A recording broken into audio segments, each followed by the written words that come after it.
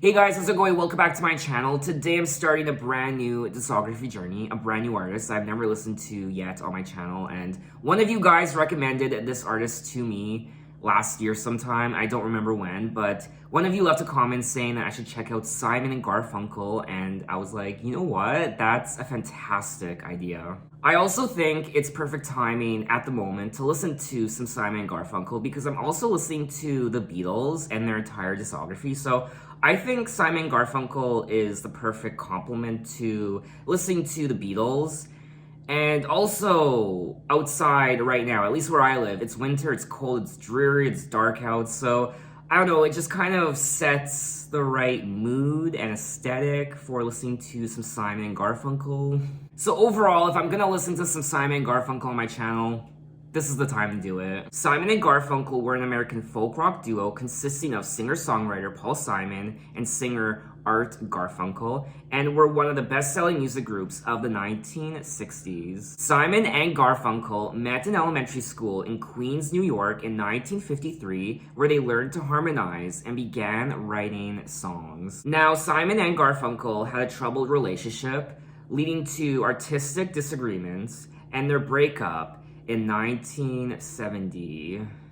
This sounds similar to another music act, which I won't mention. The Beatles.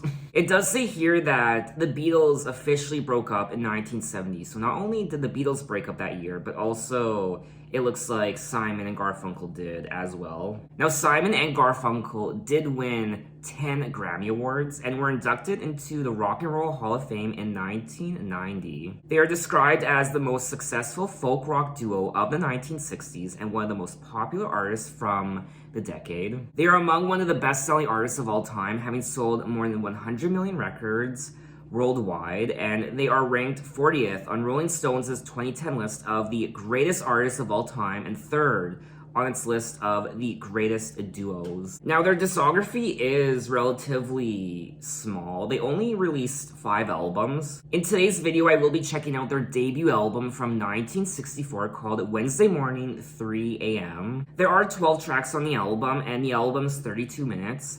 I don't recall hearing any of these songs before, with the exception of track 6, The Sounds of Silence. So let's get into it with track 1, You Can Tell the World.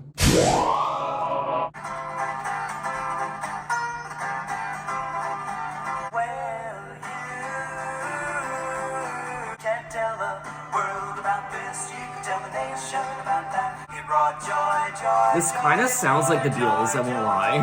Well, my Lord spoke so well. Yes, he did. Yes, he did. Talk about the flames burning hell. Yes, he did. Talk about the children of Israel. Yes, he did.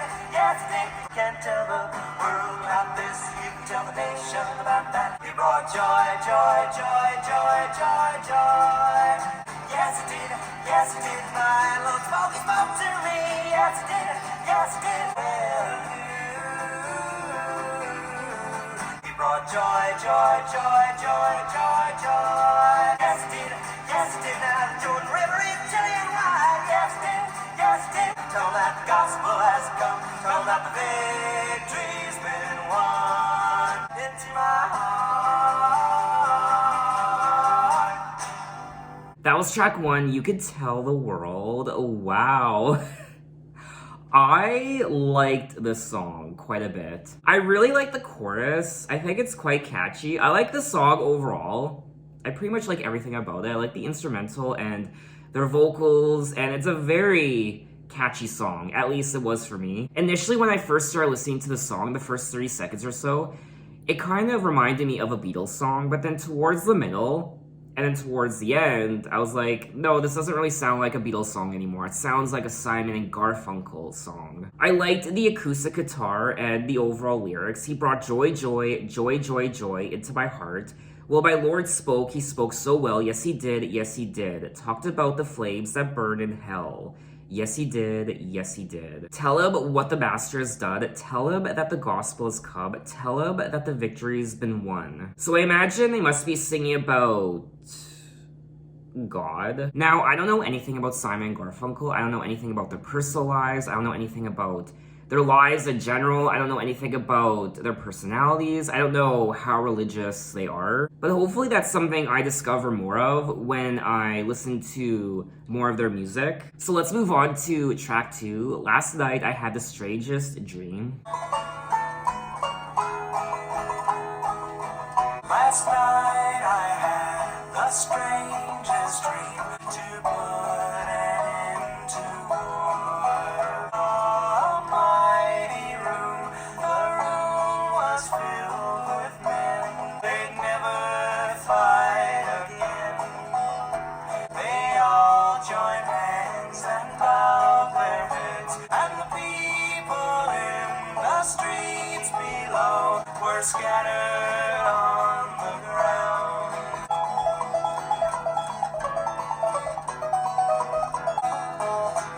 Last night I had the strangest dream. The world had all agreed to put an end to war.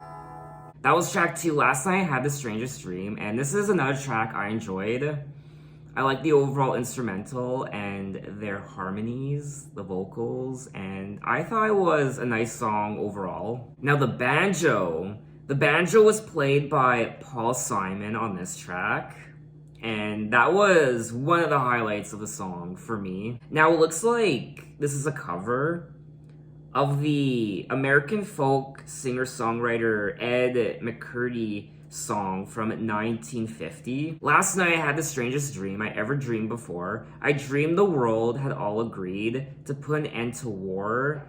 I dreamed I saw a mighty room. The room was filled with men, and the paper they were signing said they never fight again. And when the papers were all signed and a million copies made, they all joined hands and bowed their heads, and grateful prayers were prayed. We're dancing round and round, and guns and swords and uniforms were scattered on the ground. Last night I had the strangest dream I ever dreamed before. I dreamed the world had all agreed to put an end to war. Wow, that's quite powerful to read. The song tells the tale of a narrator who, during one night of sleeping, had a dream. In the dream, he encountered a room filled with men, presumably politicians, signing papers that stated they never fight again. Wow, this is such an emotionally stirring song. I dreamed the world had all agreed to put an end to war. I mean, that gives me chills, honestly. Now, it looks like when it comes to the album, Wednesday morning, 3 a.m., there are 6 covers on the album and 6 original songs. So half the album is covers and the other half are original songs. Now, it looks like Simon Garfunkel's cover of this song received mixed reviews. One person stated that they weren't as good as they later would be. Their rendition of the song emphasizes on the duo's unique and tight harmony vocals. I'm also reading that overall, this album from Simon Garfunkel didn't do very well. The album was initially unsuccessful, so Paul Simon moved to London, England, and finished his own solo album, The Paul Simon Songbook. Oh. Art Garfunkel continued his studies at Columbia University in his native New York City before reuniting with Simon in late 1965. So let's move on to track 3, Bleecker Street. Fox rolling in off the East River Bank. It covers Bleecker Street, fills the alley, hides the shepherd from the sheep. Voices leaking from a sad cafe. I saw a shadow touch a shadow's hand on Bleecker Street. $30 pays your rent on Bleecker Street. I heard a church bell softly chime. It's a long road to Canaan.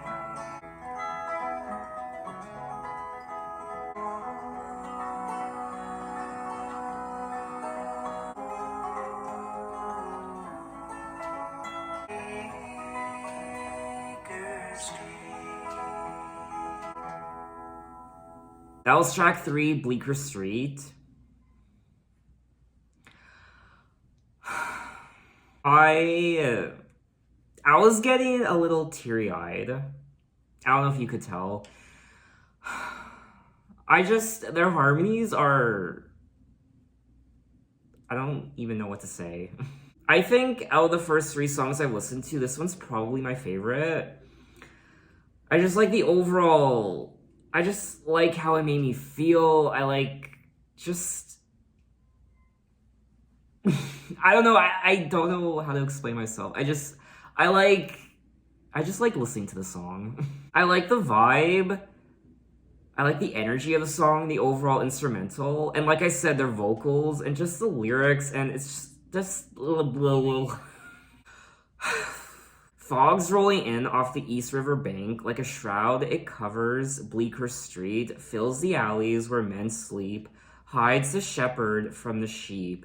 Voices leaking from a sad cafe, smiling faces try to understand. I saw a shadow touch a shadow's hand on Bleecker Street. Holy, holy is his sacrament. $30 pays your rent on Bleecker Street. I heard a church bell softly chime in a melody, sustaining. It's a long road to Canaan on a Bleecker Street. Now, the song was written by Paul Simon, and there are obviously some religious undertones to this track. His holy sacrament and church bells and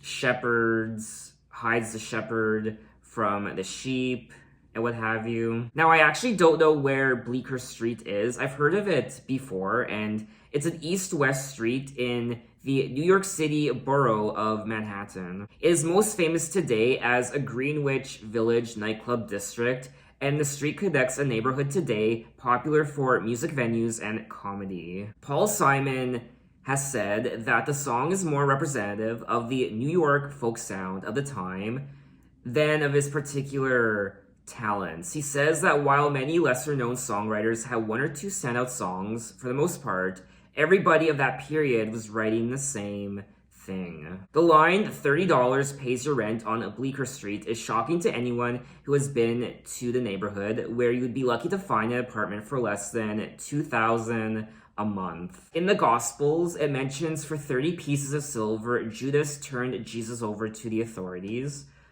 Oh. And shadow or shade was used in medieval times for a soul or spirit. Canaan is an ancient country in what is now Israel and Palestine, including the West Bank. I just loved this song so much, and I would love to listen to it again. Not just this track, but the other 2 as well. But this one in particular, I enjoyed the most out of all 3. So let's move on to track 4, Sparrow.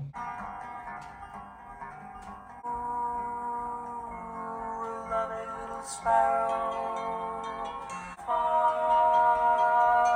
and cries for rain. Night eyes to the oak tree,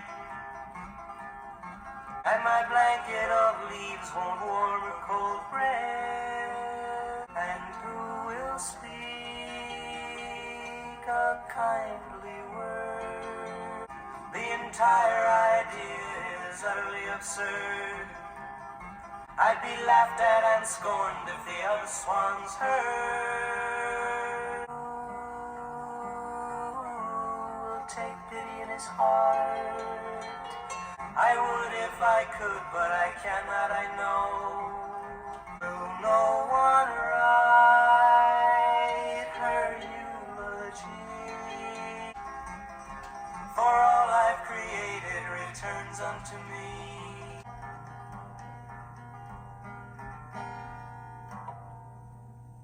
That was track 4, Sparrow.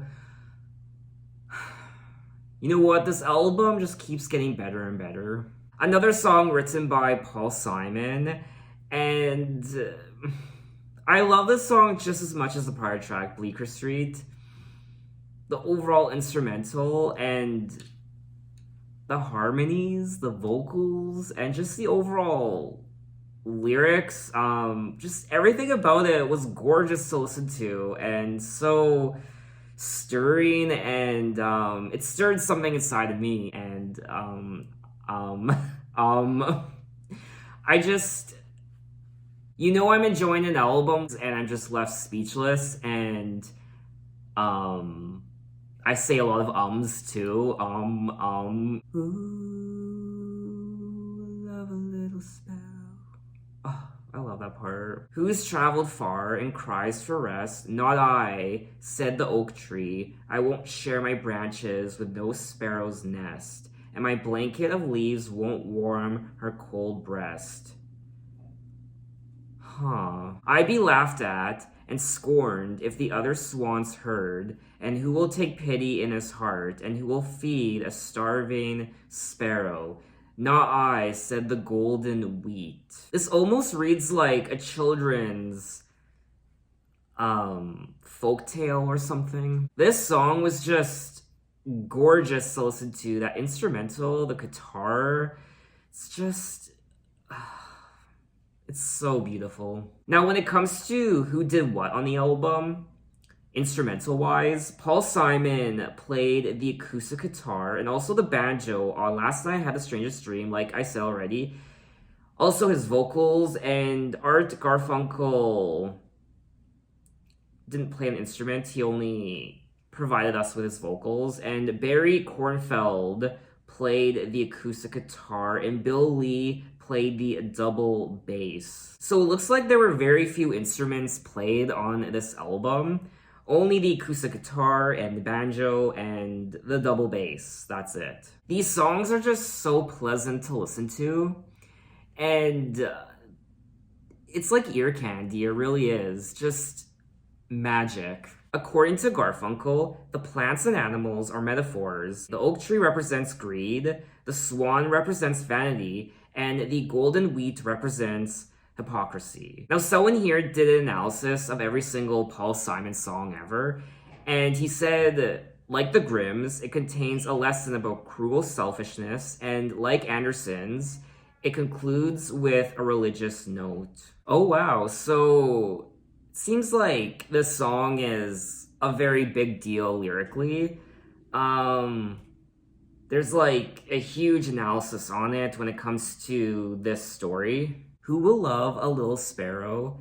Will no one write her eulogy? I will, said the earth, for all I've created returns unto me. From dust were ye made, and dust ye shall be. I mean, no one writes songs like this anymore. I mean, you know what? I'm gonna say it. I'm gonna say it right now. Out of the first 4 songs I've listened to, this one has to be my favorite. I'm really enjoying myself. I don't know if you could tell. I love the story, and I guess I was kind of right initially how I said it reminded me of a children's folk story. And as I was thinking about that, I was kind of glancing over at my bookcase to the left of me, and I was looking at my Brothers Grimm book right here, which is fantastic. If you're into folk tales, fairy tales, the Brothers Grimm in general, I highly suggest this. I got it on Amazon about like 5 or 6 years ago, and it's very informative. I think it's great, and there's beautiful illustrations. And someone actually goes along story by story and gives you their analysis of what the Brothers Grimm is writing about. So you can read the actual story itself and someone's analysis of pretty much every aspect of these stories. But anyway, let's move on to track 5, Benedictus.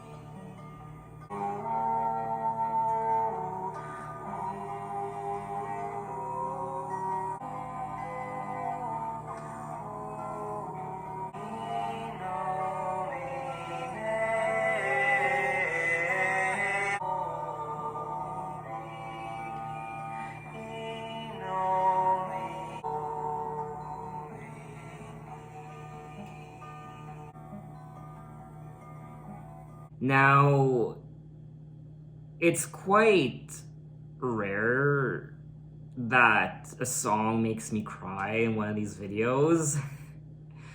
It has happened before, a handful of times, and this song, I mean, it's beauty.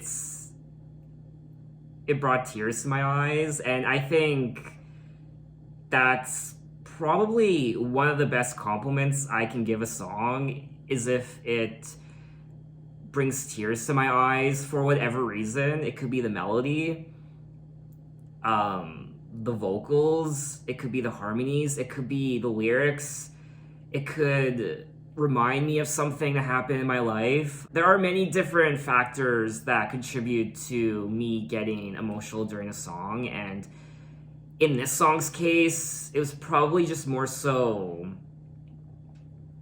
I guess, the harmonies and just the overall essence of the song. And I still can't really explain it. I still can't really explain why that happened, but I think it's beautiful. Now, I have no idea what they're singing about in the song. I'm trying to figure out what this song means, and for whatever reason, I'm not having any luck. So, I mean, I find that a bit strange. So please, if you know what this song means, leave a comment down below. But regardless, this song made me feel something, and it really did touch me. I want to at least know what Benedictus means. It says here that Benedictus is an invocation, and I don't know what an invocation is, and it's the action of invoking something or someone for assistance or as an authority. An invocation in its simplest form is a prayer or request for the spiritual presence of God in a ceremony or event. Wow, wow, wow, wow. I'm a little overwhelmed right now, I won't lie. I wasn't expecting to be this overwhelmed listening to Simon Garfunkel's first album, but dear God, we still have 7 more songs to listen to. The highlight of this song for me was Simon Garfunkel's harmonies. Their overall vocals. I mean, gorgeous. Anyway, let's move on to track 6, The Sounds of Silence. Hello, darkness, my old friend. Because a vision softly creeping, and the vision that was planted in my brain, within the sound of silence. In restless dreams I walked alone, beneath the halo of a street lamp, when my eyes were stared by the flash of a neon light. Touch the sound of silence. People talking without speaking. People writing songs that voices never share. Fools said I do not know. Hear my words that I might teach you, but my words like silent raindrops fell. And the sign flashed out its warning, and the sign said the words of the prophets are written on the subway walls. The sound of silence. That was track 6, The Sounds of Silence, and I mean, I feel like this is one of the most iconic songs ever made. It's so recognizable, and this song, it's absolute perfection. I mean, this is one of the most perfect songs that you will ever listen to in your entire life. Everything about this track is a 10 out of 10. The vocals, the overall instrumental, and the lyrics. I adore the lyrics. It really does stir something inside of you, just like all of the other songs I've listened to already. And this is another original song written by Paul Simon. I mean, easily one of the most recognizable songs from the 1960s. The song's origin and basis are unclear, with some thinking that the song commented on the assassination of John F. Kennedy, as the song was recorded 3 months after the assassination, though Simon Garfunkel had performed the song live as Kane and Gar 2 months before the assassination. The song was written when Simon was 21 years old, and Simon explained that the song was written in his bathroom when he turned off the lights to better concentrate. When talking about the song, Simon said, "The main thing about playing the guitar, though, was that I was able to sit by myself and play and dream, and I was always happy doing that. I used to go off in the bathroom because the bathroom had tiles, so it was a slight echo chamber. I'd turn on the faucet so that water would run. I like that sound. It's very soothing to me. And I'd play in the dark. Hello darkness, my old friend. I've come to talk with you again." Garfunkel introduced the song at a live performance with Simon in Harlem in June of 1966 and summed up the song's meaning as the inability of people to communicate with each other, not particularly intentional, but especially emotionally. So what you see around you are people unable to love each other. This is a song that I never grow sick of, and I will continuously keep listening to it for the rest of my life, and people will continue to listen to this song 100 years from now, 200 years from now, generation to generation. This song is timeless, just like the rest of Simon Garfunkel's catalog of music. "Fool said I, you do not know. Silence like a cancer grows. Hear my words that I might teach you. Take my arms that I might reach you. But my words like silent raindrops fell and echoed in the wells of silence. And the sign flashed out its warning in the words that it was forming. And the sign said, the words of the prophets are written on the subway walls and tenement halls and whispered in the sound of silence." So let's move on to track 7, He Was My Brother. He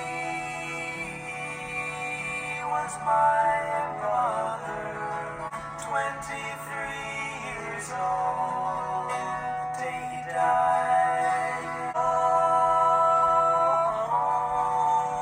outsider.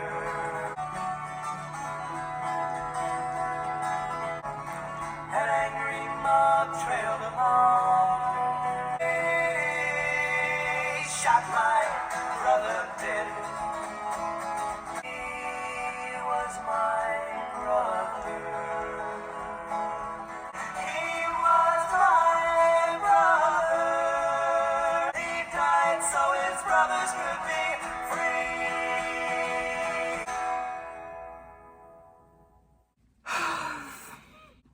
Oh. Why? Okay. I mean, it is what it is at this point. He was my brother, 5 years older than I. He was my brother, 23 years old, the day he died. Freedom Rider, they cursed my brother to his face. He was singing on his knees, an angry mob trailed along. They shot my brother dead because he hated what was wrong. He was my brother, tears can't bring him back to me.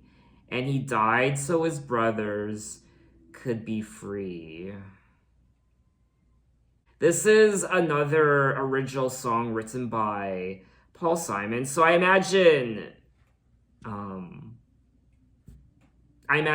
there is some truth to these lyrics. I don't know. I mean, did he have a brother? The song was written in memory of Andrew Goodman, a fellow college student and civil rights activist who was slain in 1964 by the Ku Klux Klan along with 2 other people. He was one of 3 civil rights movement workers murdered during Freedom Summer in Philadelphia, Mississippi in 1964. Wow, this is probably one of the most emotionally stirring albums I've ever listened to. I've listened to many emotionally stirring songs before from other artists, but I've never listened to a consistently emotionally stirring album song to song, track to track. I mean, this album just keeps kicking me in the heart, and I'm constantly getting the feels and just emotional, and this is only their first album. Dear God, I have more Simon Garfunkel albums to listen to after this. I mean, how will I cope? Okay, let's move on to track 8, Peggy-o. As we march down to Venerio, our captain fell in love with a lady like a dove. Come running downstairs, pretty Peggy-o. You're the prettiest little girl I've ever seen, oh. In a carriage you will ride, pretty Peggy-o. As fair as any maiden in the area. What will your mother say, pretty Peggy-o? Two places far and strange to Venerio. If ever I return, pretty Peggy-o, all your cities I will burn, destroying all the ladies in the area. That was track 8, Peggy-o, another song I quite enjoyed. It's not one of my favorites on the album, but I would listen to it again. This is a very consistent album. I mean, just like all the other tracks, the vocals are on point, and the guitar, the harmonies, and the lyrics. So this is another great song on the album. As we march down to Finero, our captain fell in love with a lady like a dove, and they called her name Pretty Peggy-o. In a carriage you will ride, pretty Peggy-o.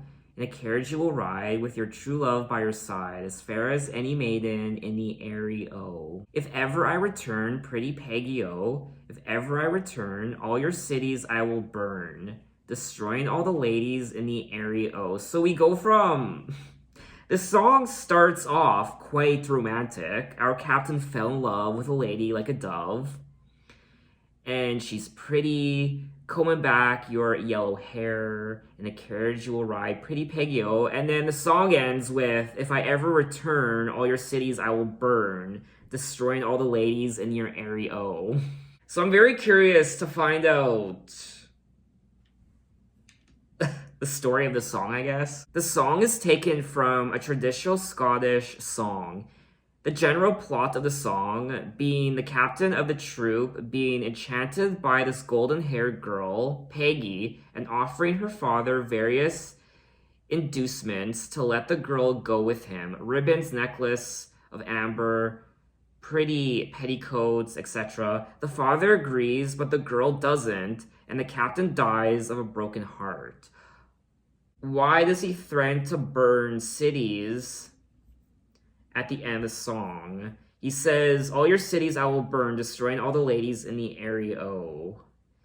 Does he say that out of bitterness or some sort of revenge, perhaps? Simon and Garfunkel sing the variant of the song where the captain threatens to burn the city down if his advances are refused. So this girl has to accept him. If she doesn't, then he will throw a tantrum and burn the city to the ground. Okay, Daenerys. So let's move on to track 9, Go Tell It on the Mountain. Hallelujah, go tell it on the mountain. Jesus Christ is born. Hallelujah, go tell it on the mountain. Jesus Christ is born. Hallelujah, go tell it on the mountain. Jesus Christ is born. And God sent salvation that blessed Christmas morn. And everywhere go tell it on the mountain. Christ is born. That was track 9, Go Tell It on the Mountain, and it looks like this is a cover, and I will say, I mean, hands down, the original songs written by Paul Simon are vastly superior over the covers. I do like some of the covers.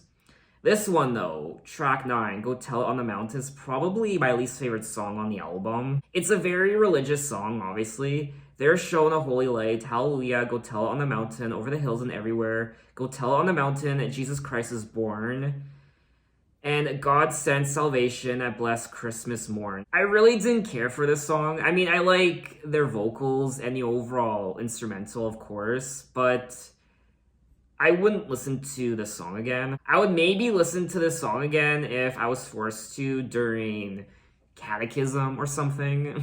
But anyway, let's move on to track 10, The Sun is Burning.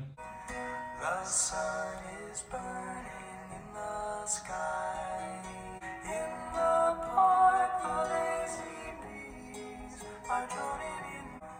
Now the sun is in the west, and the couples in the park are holding hands, and the sun is in the west. Children play, know it's time to go.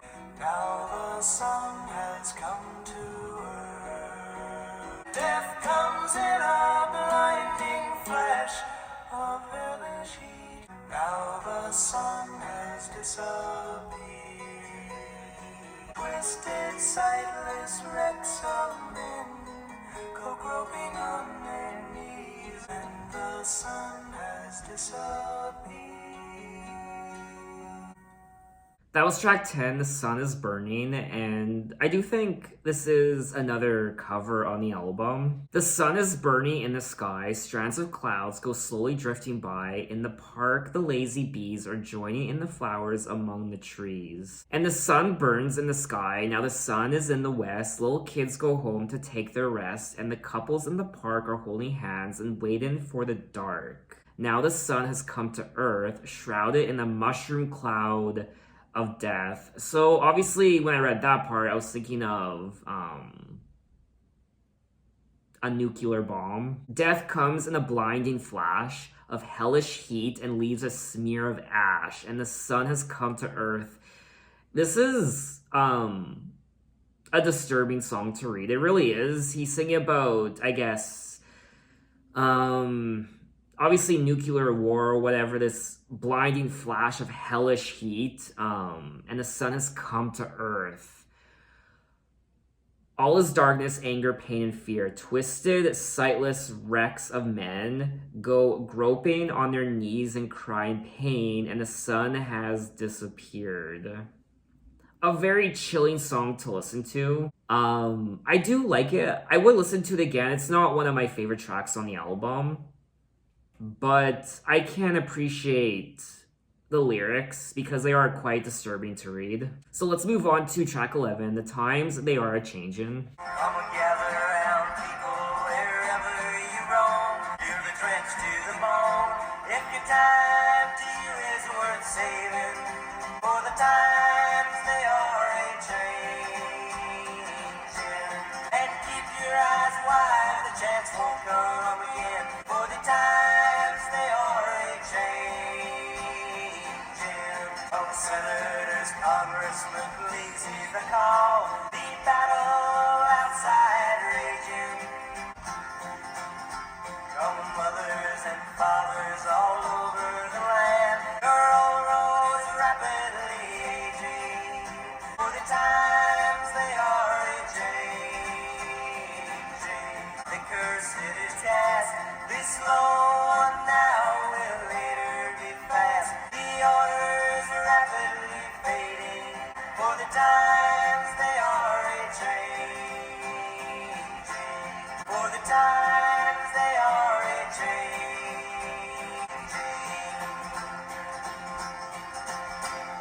That was track 11, The Times They Are a-Changin', and I enjoyed this track. Now, I've heard of this song before, The Times They Are a-Changin' by Bob Dylan, but I've actually never heard the song before. I also like the songwriting of this track. I like the overall story and message. For the times they are a-changin', come writers and critics who prophesize with your pen and keep your eyes wide. The chance won't come again. For the loser now will be later to win, for the times they are a-changin'. Come senators, congressmen, please heed the call. Don't stand in the doorways, don't block up the hall. The battle outside ragin' will soon shake your windows and rattle your walls, for the times they are a-changin'. Come mothers and fathers all over the land, and don't criticize what you can't understand. Your sons and your daughters are beyond your command. Your old road is rapidly aging. So this song is fairly straightforward. Times are a-changin', and from generation to generation, everything changes. Politics and pop culture and just every aspect of the world changes from generation to generation. I mean, I think about my parents who were born in the 50s and how vastly different the world is now. And there have been many times where they would question some of the things I would do, like the music I would listen to, or why I would dress that way, or why do you do that? Especially my dad, like, he just wouldn't understand. He just wouldn't get it.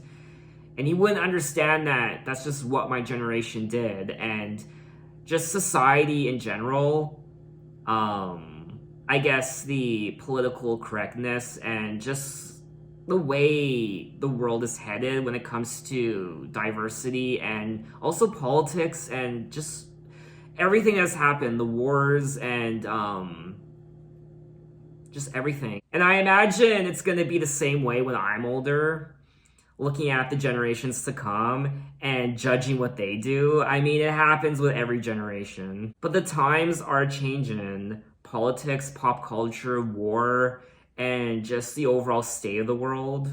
Ever since its release, the song has been influential to people's views on society, with critics noting the universal lyrics as contributing to the song's lasting message of change. And that's another thing. This song was released back in 1965, and it's still prevalent today, and it always will be, because the times are always a-changin'. Bob Dylan recalled writing the song as a deliberate attempt to create an anthem of change for the moment. I mean, this song was covered by so many musicians over the decades, and it's still being continuously covered. I thought this was a great track on the album, and I would listen to it again, so let's move on to track 12, the final track, Wednesday Morning, 3 a.m.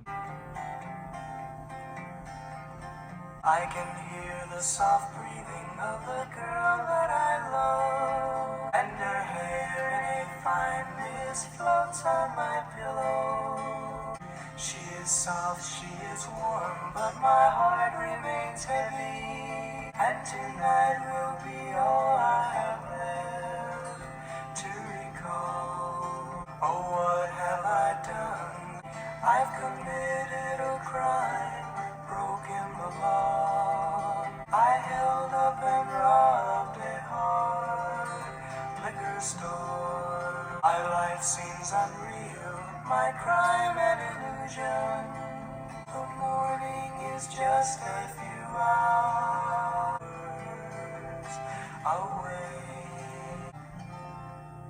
That was track 12, Wednesday Morning at 3 a.m. This is another good song on the album, and I enjoyed listening to it. It's not one of my favorites on the album, but like I said, I still enjoyed the track. I can hear the soft breathing of the girl that I love as she lies here beside me, asleep with the night, and her hair in a fine mist floats on my pillow. I watch as her breasts gently rise, gently fall, for I know with the first light of dawn I'll be leaving, and tonight will be all I have left to recall. I've committed a crime, broken the law for $25 and pieces of silver. I held up and robbed a hard liquor store. My life seems unreal, my crime an illusion, a scene badly written in which I must play. Yet I know as I gaze at my young love beside me, the morning is just a few hours away. So it looks like he robbed this liquor store, and now he's sleeping next to this girl, his partner, and he's describing how beautiful